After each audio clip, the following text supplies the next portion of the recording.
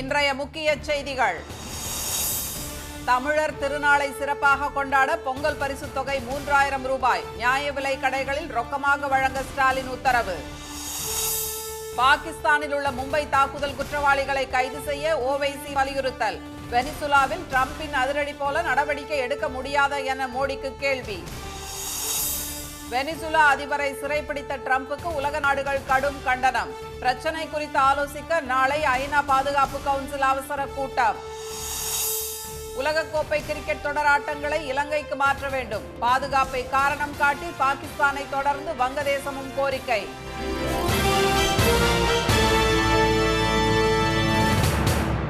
வணக்கம். வணக்கம். தமிழர் திருநாளாம் பொங்கல் பண்டிகையை தமிழர்கள் சிறப்பாக கொண்டாடும் வகையில் அரிசி குடும்ப அட்டைதாரர்கள் மற்றும் இலங்கை தமிழர் மறுவாழ்வு முகாம்களில் வசிக்கும் குடும்பத்தினருக்கு பொங்கல் பரிசாக 3000 ரூபாய் ரொக்கமாக வழங்க முதலமைச்சர் திரு மு க ஸ்டாலின் உத்தரவிட்டுள்ளார். உலக தமிழர்களின் பாரம்பரிய விழாவான பொங்கல் பண்டிகையை உற்சாகமாக கொண்டாடும் வகையில் அனைத்து அரிசி குடும்ப அட்டைதாரர்களுக்கும் இலங்கை தமிழர் மறுவாழ்வு முகாம்களில் வசிக்கும் குடும்பத்தினருக்கும் பொங்கல் பரிசு தொகுப்பாக 1 கிலோ பச்சரிசி, 1 கிலோ சர்க்கரை மற்றும் ஒரு முழு நீள கரும்பு வழங்கிட முதலமைச்சர் ஏற்கனவே உத்தரவிட்டிருந்தார். இதன் மூலம் 2,22,91,710 அரிசி பெறும் குடும்ப அட்டைதாரர்கள் பயன்பெறும் நிலையில் வேட்டி சேலைகளும் அனைத்து மாவட்டங்களுக்கும் அனுப்பி வைக்கப்பட்டுள்ளன. இந்நிலையில் பொங்கல் விழாவை மேலும் சிறப்பாக கொண்டாடும் வகையில் அனைத்து அரிசி குடும்ப அட்டைதாரர்களுக்கும் இலங்கை தமிழர் மறுவாழ்வு முகாம்களில் வசிக்கும் அனைத்து குடும்பங்களுக்கும் பொங்கல் ரொக்க பரிசாக 3000 ரூபாய் வழங்க திரு ஸ்டாலின் உத்தரவிட்டுள்ளார். பொங்கல் பரிசு தொகுப்பு மற்றும் ரொக்க பரிசு 6,936 கோடி ரூபாய் செலவில் வழங்கப்படும் என்று தெரிவித்துள்ள முதலமைச்சர், பொங்கல் திருநாளுக்கு முன்பாக ரொக்க பரிசும் பொங்கல் பரிசு தொகுப்பும் வேட்டி சேலைகளும் அனைத்து நியாய விலை கடைகள் மூலம் வழங்க அனைத்து ஏற்பாடுகளையும் செய்ய வேண்டும் என்று உத்தரவிட்டுள்ளார். இதனிடையே பொங்கல் பரிசு தொகுப்பு பெறுவதற்கான டோக்கன் விநியோகிக்கும் பணி தொடங்கியுள்ளது. நியாய விலை கடை ஊழியர்கள் வீடு வீடாக சென்று டோக்கன் வழங்கி வருகின்றனர். இந்த டோக்கன்களை நியாய விலை கடையில் கொடுத்து பொங்கல் பரிசு தொகுப்பை பெற்றுக்கொள்ளலாம் என தமிழ்நாடு அரசு தெரிவித்துள்ளது. வெனிசுலா அதிபரை டிரம்ப் சிறைப்பிடித்தது போல பாகிஸ்தானில் உள்ள மும்பை தாக்குதல் குற்றவாளிகளை இந்திய ராணுவம் கைது செய்ய முடியாதா என்று பிரதமருக்கு AIMIM தலைவர் திரு அசாதுதீன் ஓவைசி கேள்வி எழுப்பியுள்ளார். பாகிஸ்தானிலிருந்து செயல்படும் லஷ்கர்-இ தொய்பா தீவிரவாத அமைப்பைச் சேர்ந்த 10 பேர் 2008ஆம் ஆண்டு நவம்பர் 26ஆம் தேதி மும்பையில் 12 இடங்களில் குண்டுவெடிப்பு தாக்குதல்களை நடத்தினர். சத்ரபதி சிவாஜி ரயில் நிலையம், ட்ரெடென்ட் ஹோட்டல் உள்ளிட்ட இடங்களில் நடத்தப்பட்ட தாக்குதல்களில் 175 பேர் கொல்லப்பட்டனர். 300 பேர் படுகாயமடைந்தனர். இந்த தாக்குதலுக்கு திட்டமிட்ட லஷ்கர்-இ தொய்பா இயக்க தலைவர்கள் பாகிஸ்தானில் பதுங்கியுள்ளனர். இதுகுறித்து மும்பையில் நிகழ்ச்சி ஒன்றில் பேசிய திரு அசாதுதீன் ஓவைசி, மும்பை தாக்குதலுக்கு சதித்திட்டம் தீட்டியவர்களை எங்கிருந்தாலும் கைது செய்ய வேண்டும் என வலியுறுத்தினார். வெனிசுலா அதிபர் மதுரோவை அந்நாட்டில் புகுந்து அமெரிக்க படைகள் சிறைப்பிடித்ததை சுட்டிக்காட்டிய அவர், இதுபோல இந்தியா ஏன் நடவடிக்கை எடுக்கக்கூடாது என்று பிரதமர் திரு மோடி, உள்துறை அமைச்சர் திரு அமித்ஷா, மகாராஷ்டிர முதலமைச்சர் திரு தேவேந்திர பட்னாவிஸ் ஆகியோருக்கு கேள்வி எழுப்பினார். वेनेजुएला में ट्रंप ने अपनी फौज को भिजाकर वहां के एक जमहूरी तौर पर मुंतखब शुदा सदर को एक मुल्क से, उसी के मुल्क से उठाकर अमेरिका लेकर चले गए. मोदी जी 56 इंच का सीना है तो भिजाकर उठाकर लाओ. மும்பை தாக்குதலுக்கு சதித்திட்டம் தீட்டியது மசூத் அசாரோ அல்லது லஷ்கர் இயக்கத்தின் எந்த ஒரு தலைவரோ அவரை 56 அங்குல மார்பள உள்ள திரு மோடி சிறைப்பிடிக்க வேண்டும் என்று திரு ஓவைசி கூறினார். இந்த பேச்சுக்கு பதிலளித்துள்ள பாஜக தலைவர்கள், இந்தியா தீவிரவாதிகளைத்தான் குறிவைக்கிறதே தவிர நாடுகளை அல்ல என்று தெரிவித்துள்ளனர். அனைத்து அண்டை நாடுகளுடன் நல்லுறவையே இந்தியா விரும்புவதாக ஜம்மு காஷ்மீரைச் சேர்ந்த மாநிலங்களவை பாஜக உறுப்பினர் திரு குலாம் அலி கடானா குறிப்பிட்டுள்ளார். பரபரப்பு செய்திக்காக பேசும் திரு ஓவைசியின் இந்த அறிவுரை அமெரிக்க அதிபர் டிரம்புக்கானது என்பதால் அவர்தான் இதில் கவனம் செலுத்த வேண்டும் என்று பீகார் அமைச்சர் திரு திலீப் ஜெய்ஸ்வால் கூறியுள்ளார். வெனிசுலா அதிபர் மற்றும் அவரது மனைவியை அமெரிக்க ராணுவம் கைது செய்துள்ள நிலையில் ஐநா பாதுகாப்பு கவுன்சிலின் அவசர கூட்டம் நாளை நடைபெற உள்ளது. அமெரிக்காவுக்குள் போதைப் பொருட்கள் கடத்தப்படுவதற்கு வெனிசுலா அதிபர் நிக்கோலஸ் மதுரோவே காரணம் என குற்றம் சாட்டிய அமெரிக்க அதிபர் டிரம்ப், கரிபியன் மற்றும் கிழக்கு பசிபிக் கடல் பகுதிகளில் செல்லும் வெனிசுலா கப்பல்கள் மீது தாக்குதல் நடத்த உத்தரவிட்டார். அதன்படி 35க்கும் மேற்பட்ட கப்பல்கள் அழிக்கப்பட்டு 115 பேர் கொல்லப்பட்டனர். இந்நிலையில் நேற்று வெனிசுலா மீது அமெரிக்கா அதிரடி தாக்குதல் நடத்தி அதிபர் மதுரோ மற்றும் அவரது மனைவியை கைது செய்தது. இது தொடர்பான புகைப்படம் மற்றும் வீடியோக்களை தமது ட்ரூத் சோஷியல் சமூக வலைதளத்தில் ட்ரம்ப் வெளியிட்டார். நியூயார்க் நகருக்கு விமானத்தில் கொண்டுவரப்பட்ட நிக்கோலஸ் மதுரோ விமானத்தில் இருந்து கையில் விலங்கிட்டு கண்கள் கட்டப்பட்டு அழைத்துச் செல்லப்பட்டார். போதைப்பொருள் தடுப்பு பிரிவு அலுவலகத்திற்கு கொண்டு செல்லப்பட்ட அவர் பின்னர் நீதிமன்றத்தில் ஆஜர்படுத்தப்பட்டு நியூயார்க்கில் உள்ள புரூக்லின் சிறையில் அடைக்கப்பட்டார். ட்ரம்பின் இந்த அதிரடி நடவடிக்கைக்கு ரஷ்யா, ஈரான், கியூபா, வடகொரியா மற்றும் ஐரோப்பிய நாடுகளான பிரான்ஸ், ஸ்பெயின், இத்தாலி உள்ளிட்ட நாடுகள் கடும் கண்டனம் தெரிவித்துள்ளன. நிக்கோலஸ் மதுரோவை உடனடியாக விடுவிக்க வேண்டும் என சீனா வலியுறுத்தியுள்ளது. வெனிசுலா மீதான தாக்குதலுக்கு கண்டனம் தெரிவித்துள்ள அமெரிக்காவின் முன்னாள் துணை அதிபர் கமலா ஹாரிஸ் இது அமெரிக்காவிற்கு மிகப்பெரிய ஆபத்தை உருவாக்கும் என்று எச்சரித்துள்ளார். ட்ரம்பின் நடவடிக்கை சர்வதேச சட்டத்தை மீறியதாகும் என்றும் இதனால் அமெரிக்க மக்களும் பாதிக்கப்படுவார்கள் என்றும் நியூயார்க் மேயர் ஜோஹ்ரான் மம்தானி கண்டனம் தெரிவித்துள்ளார். இந்நிலையில் புளோரிடாவில் செய்தியாளர்களிடம் பேசிய ட்ரம்ப் வெனிசுலாவின் எண்ணெய் நிறுவனங்களை அமெரிக்கா நிர்வகிக்கும் என்றார். வெனிசுலா மீதான தாக்குதல் கவலை அளிப்பதாக கூறியுள்ள இந்தியா இந்த விவகாரத்தை உன்னிப்பாக கவனித்து வருவதாக தெரிவித்துள்ளது. மதுரோ கைது செய்யப்பட்டதை கண்டித்து வெனிசுலா, கியூபா, அமெரிக்கா உள்ளிட்ட நாடுகளில் போராட்டங்கள் தீவிரமடைந்து வருகின்றன. சர்வதேச சட்டத்தை அதிபர் ட்ரம்ப் மீறிவிட்டதாகவும் சர்வாதிகாரி போல் செயல்படுவதாகவும் போராட்டக்காரர்கள் முழக்கங்களை எழுப்பினர்.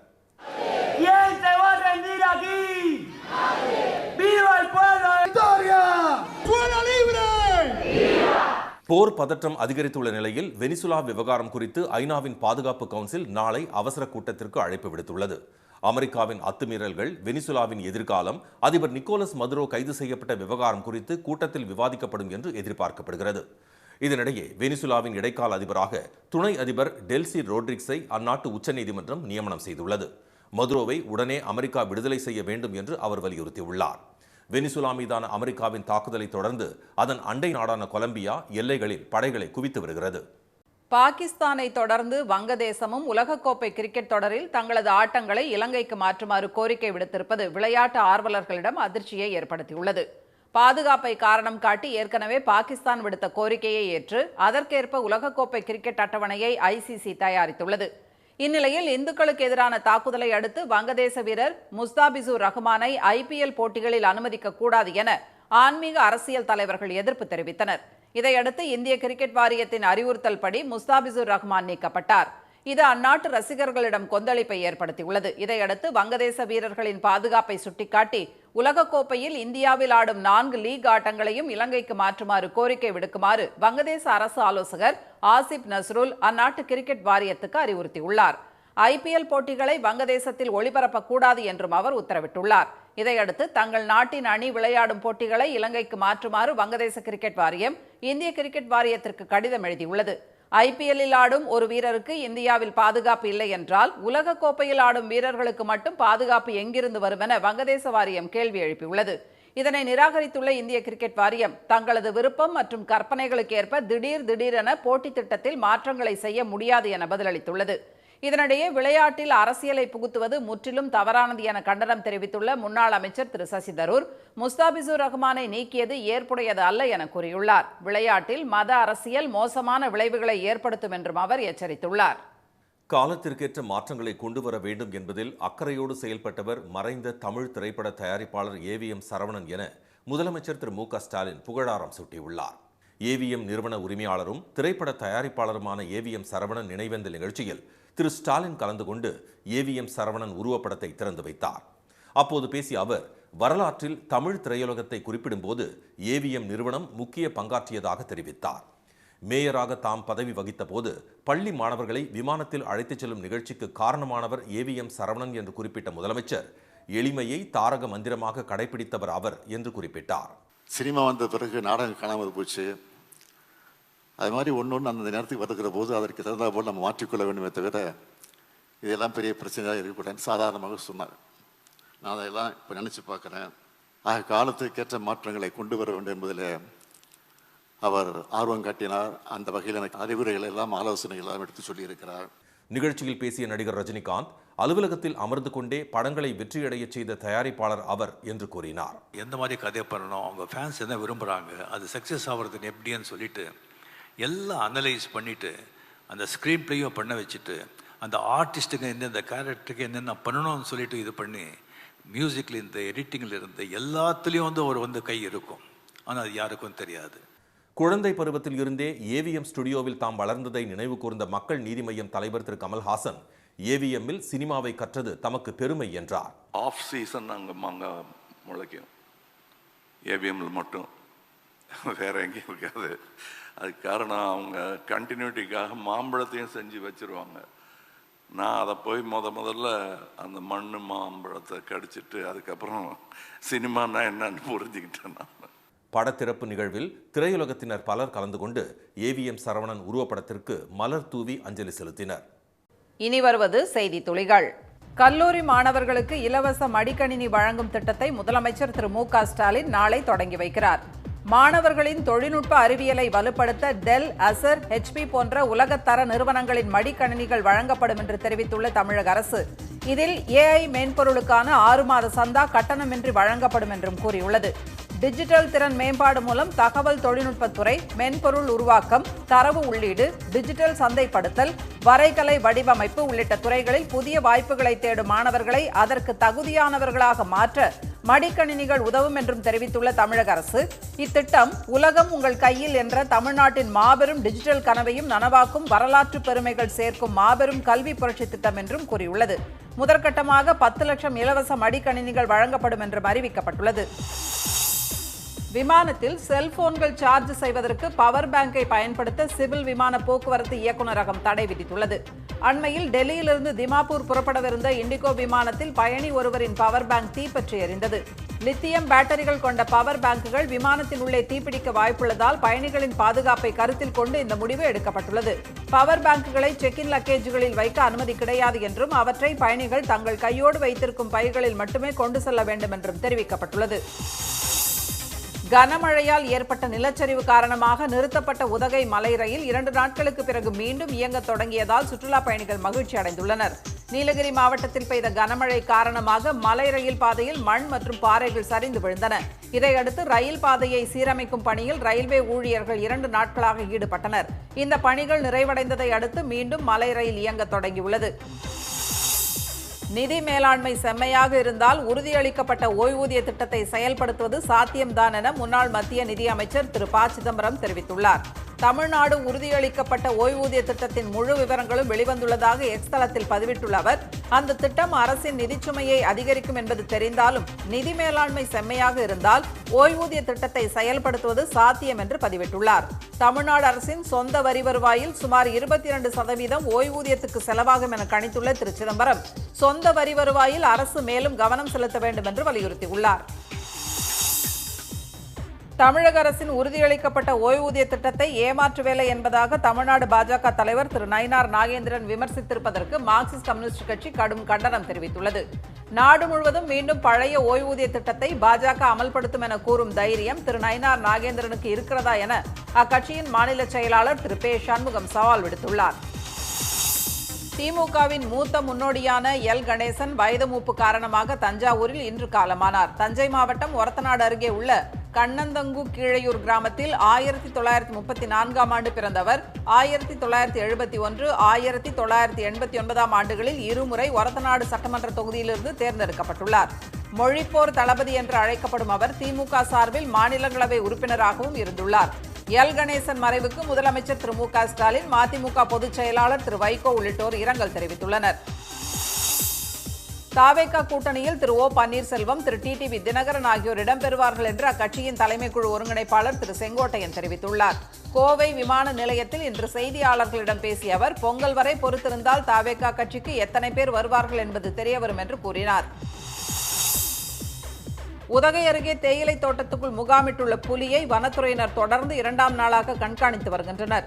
மற்றொரு புலியுடன் நடந்த சண்டையில் பலத்த காயமடைந்த அந்த புலி நேற்று காலை காட்டிலிருந்து வெளியேறி போர்த்தி ஆடா கிராமத்தை ஒட்டியுள்ள தேயிலை தோட்டத்திற்குள் புகுந்தது. இதனால் அச்சமடைந்த அப்பகுதி மக்கள் வனத்துறைக்கு தகவல் அளித்தனர். சம்பவ இடத்துக்கு சென்ற அவர்கள் புலி ஒரே இடத்தில் சோர்வுடன் படுத்திருப்பதை கண்டறிந்தனர். இந்நிலையில் 2ஆம் நாளாக அதே இடத்தில் இருக்கும் புலியை மயக்க ஊசி செலுத்தி பிடிப்பது குறித்து உயரதிகாரிகள் ஆலோசித்து வருகின்றனர். பொள்ளாச்சியில் உள்ள மழலையர் பள்ளி ஒன்றில் நடைபெற்ற முன்னாள் மாணவர்கள் சந்திப்பு நிகழ்ச்சியில் 50 ஆண்டுகளுக்கு பிறகு கூடியவர்கள் தங்களது இளமைக்கால நினைவுகளை அசை போட்டனர். பள்ளியில் செய்த குறும்புகளுக்காக தங்களுக்கு பாடம் எடுத்த ஆசிரியர்களிடம் பிரம்பால் அடி வாங்கியதை மலரும் நினைவுகளாக மீண்டும் காட்சிப்படுத்தி அவர்கள் மகிழ்ச்சியை வெளிப்படுத்தினர்.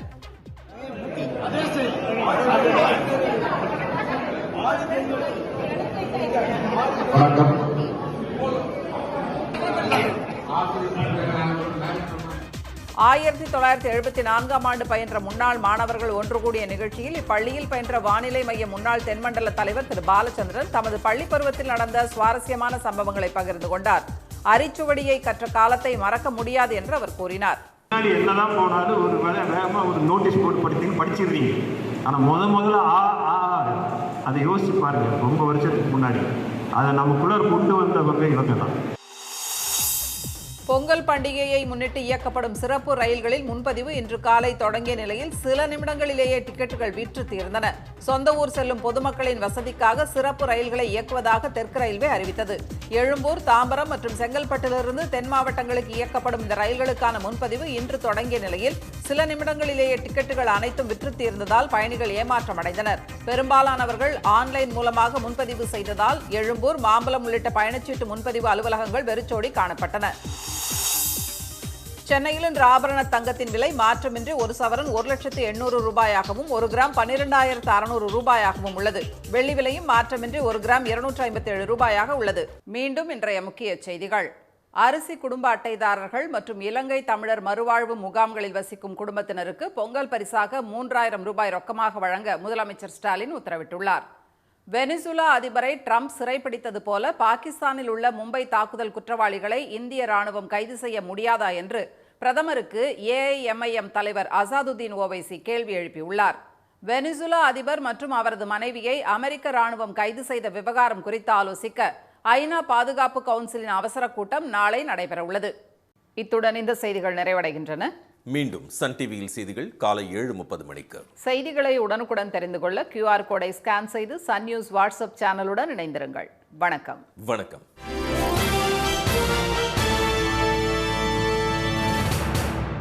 உடனுக்குடன் செய்திகளை தெரிந்து கொள்ள சன் நியூஸ் பெல் ஐகானை கிளிக் பண்ணுங்க.